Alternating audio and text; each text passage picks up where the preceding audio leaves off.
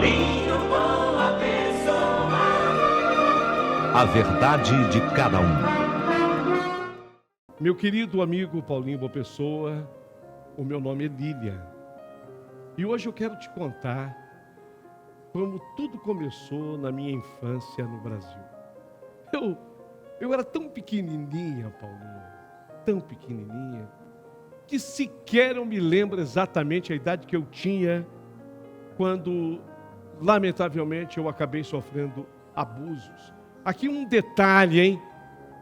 Aqui um detalhe muito importante, que eu faço questão de ressaltar. Quantas e quantas crianças desse Brasil de meu Deus sofrem abusos dentro da própria família, dentro de casa. O que aconteceu com a Lília, lamentavelmente, é comum e acontece com muitas famílias, Luciano. O abuso infantil. Um tio meu, Paulinho, acabou abusando de mim. E eu, naquele meu desespero, como criança, e essas agressões do tio que continuaram, certa vez eu resolvi fugir de casa. Resolvi ir embora. E a minha mãe abriu mão completamente da minha pessoa. E eu acabei indo por uma viagem, por uma casa de madame. Era assim que ela era chamada. Madame tinha uma casa exatamente nas proximidades de Fortaleza. E eu acabei indo para a casa de madame. E lá, ao chegar nessa casa, que eu não entendia bem ao certo o que era, de cara, eu comecei a entender que a situação havia piorado e bastante. Porque madame, na verdade, era dona de um prostíbulo, e um prostíbulo infantil. Aí foi que doeu realmente no fundo da minha alma. Olha, aquela casa não era simplesmente uma casa. Era uma casa que eu vou chamar de campo de concentração. Era uma espécie de Auschwitz. Era um campo de concentração de fato, onde na verdade as exploradas eram as meninas, as garotas. Era um Auschwitz do sexo. Havia na casa, para comparar com o campo de concentração, uma sala chamada Sala do Dentista. A Sala do Dentista era assim, um homem de jaleco branco. Esse homem arrancava um dente de uma das meninas, única e tão somente pelo prazer de ver o sangue. E a partir do momento que a pessoa começava a sangrar, com aquele dente extraído, se fazia sexo com aquela criança. Era terrível. Quando uma menina era escalada na vila, que a gente chamava assim, aquela casa da madame, era escalada para ir na sala do dentista. Outra sala era a sala do ginecologista, onde um homem nos fazia deitar com aquelas pernas em posição ginecológica, e ali um espéculo era colocado dentro de nós, e inseridos ali objetos, e mais objetos dentro do nosso corpo. Isso tudo era terrível. Mas havia uma sala, a terceira sala, desta vila, e bem pertinho de Fortaleza, chamada Sala do Diabo. Era terrível a Sala do Diabo. Normalmente, esse diabo, ele ia com um crucifixo, onde a cabeça de Cristo apontava para baixo. E ele só vinha para a vila quando uma garota morria. Aí ele se aproximava dessa garota, a morta, acendia velas ao redor da garota morta, e ele forçava quem tivesse vivo a beijá-la e acariciá-la. Enquanto muita gente abusava daquele cadáver.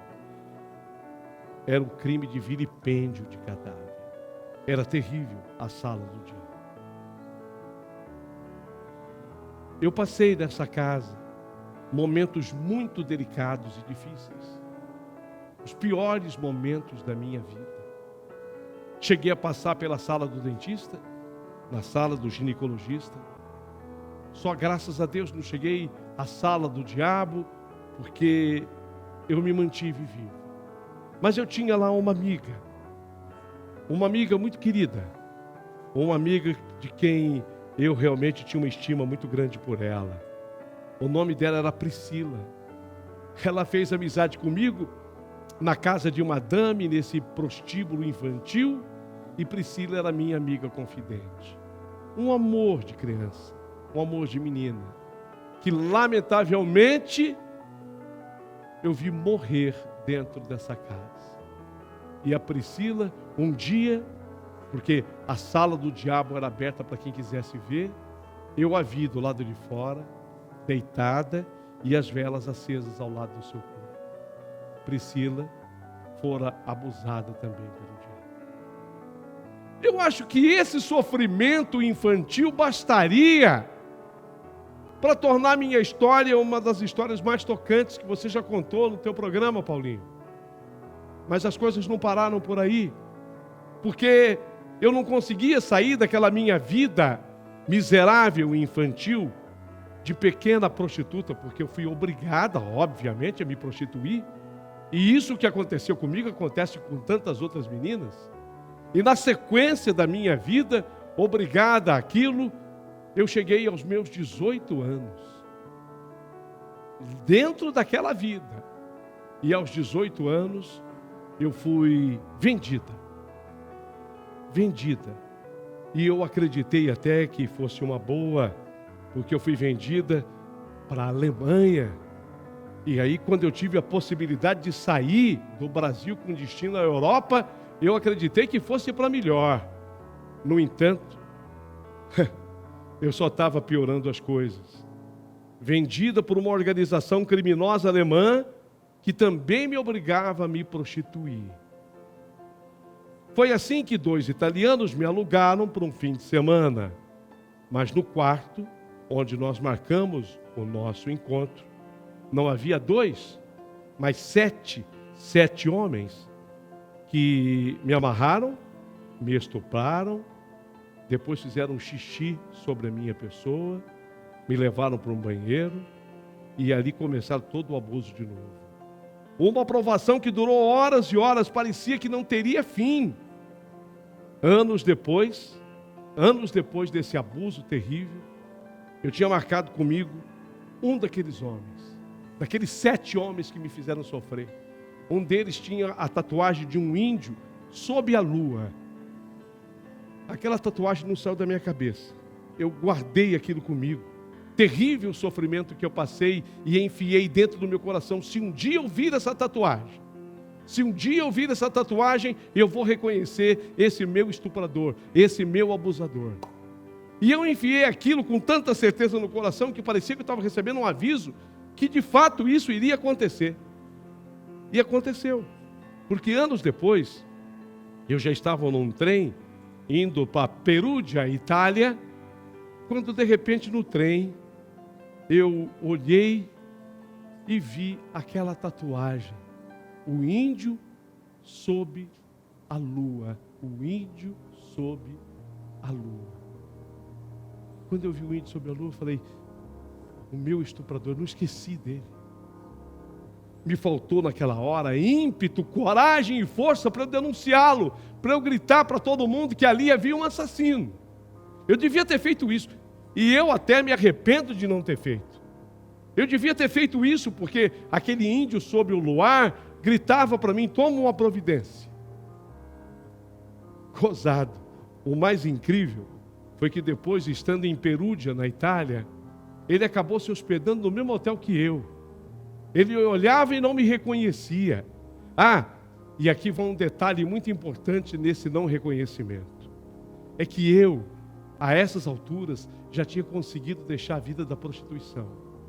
E para eu não ser reconhecida, e para eu não ser desejada, o que eu fiz? Eu me esqueci, eu descuidei de mim, eu comecei a engordar. Era uma defesa, a minha gordura é uma defesa.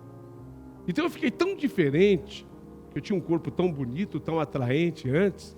Uma vez gorda, eu tinha certeza que eu não seria reconhecida pelas pessoas e nem desejada pelas pessoas.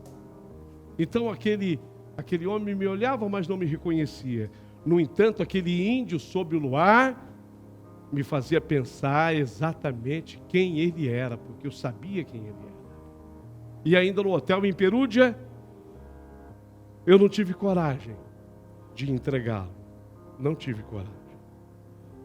Mas desta vez, eu já estava livre, pelo menos da prostituição. E havia descoberto algo que nunca imaginei eu que passaria aquilo pela minha cabeça, aquela inspiração. Porque quando eu deixei a prostituição, eu me descobri numa casinha de doces, mexendo com massas de doces, com massas de bolo, com massas dos doces mais diferentes. E eu me tornei uma confeiteira. Estando na Europa e em vários países, eu fui aprendendo os segredos do chocolate, do ponto certo de uma massa, de um pandeló, de um bolo, para ser uma massa macia, saborosa e até crocante. E assim, nessa minha descoberta, eu primeiro comecei a servir o simples, as pessoas mais humildes, inclusive moradores de rua. Eu queria saber se aquilo que eu fazia realmente era gostoso. E as pessoas começaram a elogiar. Lá na terra europeia, eu comecei a distribuir esses pedaços de bolo, esses doces. As pessoas que cruzavam o meu caminho, experimenta aqui. Às vezes era uma pessoa simples, até um morador de rua. Experimenta aqui, vê se você gosta. E a pessoa se derramava em elogio. E assim eu estava começando uma nova carreira. Mas faltava um impulso para que eu de fato começasse a ganhar dinheiro com isso. Até que um dia, alguém disse para mim: olha, tem um jogador de futebol que ele adora doce. E eu falei para ele do seu bolo, especialmente aquele teu bolo de chocolate com prestígio que você faz. E ele disse que é o ponto fraco dele. Que jogador de futebol é esse? Eu perguntei. E a pessoa então me revelou. O nome desse jogador é Cristiano Ronaldo. Cristiano Ronaldo? O português Cristiano Ronaldo? O grande Cristiano Ronaldo? Sim. Então eu vou fazer um bolo para ele. Eu fiz o bolo. Fiz com aquele capricho. Na verdade, fiz duas versões. Um de chocolate e o outro de nozes. Ele, como português, eu sabia que ele gostava de alguma coisa com nozes. Todo português é assim. Ele comeu do meu bolo e se maravilhou. E maravilhado, ele começou a espalhar que o meu bolo era gostoso. E aí jogadores famosos do próprio time dele, e dentre os jogadores, um brasileiro, o Ronaldinho Gaúcho, fez a encomenda do meu bolo. E eu comecei a ganhar popularidade dentro da Europa como confeiteira. Eu fui me tornando Lilian, a confeiteira conceituada e famosa de toda a Europa. E especialmente da Itália, da Alemanha, desses países europeus onde eu estava mais ligada. Até que certa vez, um rapaz de uma aparência simples, me parece que ele era um maquiador ou algo que o valha, chegou até mim e disse: olha, ele não disse quem era. Ele disse: tem uma moça que ela quer muito experimentar do seu bolo. Eu quero que você capriche, faça um bolo gostoso para ela, e depois, se ela gostar, eu vou revelar a você de quem se trata. Eu, sinceramente, eu imaginei pelo jeito dele falar, eu imaginei que fosse uma pessoa conhecida, importante, famosa. E caprichei no bolo, aliás, como eu caprichava sempre. Então ele pegou aquele bolo, levou consigo, e aquele bolo ele entregou para a famosa Lady Gaga. A Lady Gaga, sem que eu soubesse, estava comendo do bolo que eu fiz. E depois dela ter comido daquele bolo que eu fiz, Lady Gaga fez questão de espalhar que ela nunca havia comido um bolo tão delicioso em toda a sua vida. E aí, a minha fama estava estabelecida em todo o continente europeu. Eu estava afamada, no melhor sentido da expressão, Cristiano Ronaldo, Ronaldinho Gaúcho e tantos outros jogadores. E a Lady Gaga estava consumindo do bolo que eu fazia. E aí o meu curso, os preparos dos meus quitutes, os meus doces, foram ganhando popularidade e preço e valor. Até livro eu resolvi escrever. E aí eu então me encontrei como ser humano. E é este o momento em que eu coloco aqui na minha carta, sabe, Paulinho, que eu estou mandando por e-mail para você, na minha história. É exatamente aquele momento em que eu vou, de todo o sofrimento, de todo o meu fracasso, de tudo que eu havia passado, eu vou conhecer o meu estrelato. Então eu saio daquela vida miserável, daquela vida onde eu fui morar naquela casa de madame em Fortaleza, onde eu tive que enfrentar em casa de madame a sala do dentista, onde eu tive que enfrentar na casa de madame a sala do ginecologista, onde eu tive que enfrentar em casa de madame a sala do diabo, para descobrir o que eu vou chamar de verdadeiro paraíso. Eu me descobri enquanto profissional. Obviamente que para chegar a isso, eu também passei por relacionamentos amorosos. Eu acabei me casando a primeira vez. O casamento poderia ter sido bem sucedido, no entanto não o foi, porque eu ainda trazia resquícios daquela vida passada. Eu ainda não estava livre para ser totalmente feliz. Um segundo casamento, aí já fui melhor, nele eu me encontrei mais, e até que eu cheguei ao terceiro e sólido casamento da minha vida. O marido com quem eu vivo hoje é companheiro, é amigo, é leal e tanto tem me ajudado. Então o que eu quero fazer com essa minha carta, com essa minha história? O mundo de Lilian. Eu coloquei exatamente esse título. O mundo de Lilian é um mundo de superação, é um mundo de vitória, porque eu gostaria de, no final de tudo, através do teu programa, Paulinho Boa Pessoa, dar uma mensagem para você que está assistindo. Quero falar com você que está assistindo. Por maior que seja a sua dor, por maior que seja o seu sofrimento, por pior que seja a agrura e a dificuldade que você está enfrentando nesse instante, eu quero falar para você, há um Deus, e esse Deus olha para você. Olha que eu passei por todos esses lugares citados por mim. Olha que eu tive que comer, até para brincar com o que eu faço hoje, eu tive que comer primeiro a massa que o diabo amassou. E hoje eu coloco a mão na massa para produzir os mais deliciosos bolos do mundo. É assim que eu sou conhecido. Lilian, aquela que faz os doces mais saborosos e gostosos do mundo. Doces e bolos que ganharam notoriedade pelos seus consumidores famosos, ilustres. Eu venci. E se eu venci, observem as manchetes, acompanhem comigo através das imagens, olha o quanto eu fui notícia, observa comigo dentro da minha história, acompanhe comigo. Se eu venci, tendo passado por tudo que eu passei, vai lendo comigo as reportagens que fizeram a meu respeito, as revistas que escreveram a meu respeito. Inclusive se anuncia no Brasil que haverá um filme contando a minha história. Haverá uma minissérie que será lançada para o Brasil e para o mundo contando a minha história. Se eu venci, você que está me acompanhando com certeza também vencerá. Basta que para isso você saiba dar a volta por cima.